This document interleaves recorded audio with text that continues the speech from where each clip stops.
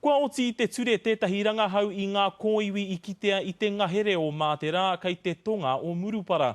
E ai ki taua rangahau he kōiwi ēnā no tētahi tāne Maori, kua roa e takoto ana ki te wāhi I kitea ai. Ahakua kāre I kitea te āhua I whakamatea ai te tangata nōna ngā kōiwi I kiteara I te rātu wiki. Hei tā te ture e whakapai ana no tētahi Maori a he tāne hoki. Iaia nei ko hāhaka haere ngā rangahau, te rāpea no tētahi tangata he Maori I kōhuruhia tata ki te toru te tau ki muri. Ka toia mai ki konei, tēnei takiwā tāpuke hia ai. The deceased has been identified as a male adult and most likely of Maori origin. Ahakua kāre anō te pītau I rā moaua kōhiwi I mōhiotia I tēnei wā.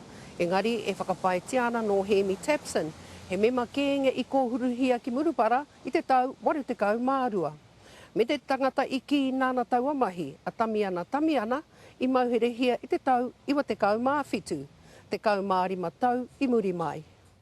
I muri mai anō I te wā I ki ai a tamiana nāna I kōhurua Tapson, I tirohia whānui tēnei takiwā e te ope hahu a te ture, engari auarea ke ana. He take inoho ki roto I te pōuriuri, te whakaaro I aia nei, hara mo te whānau pani. Ko Hinerangi Goodman, mō te Karere.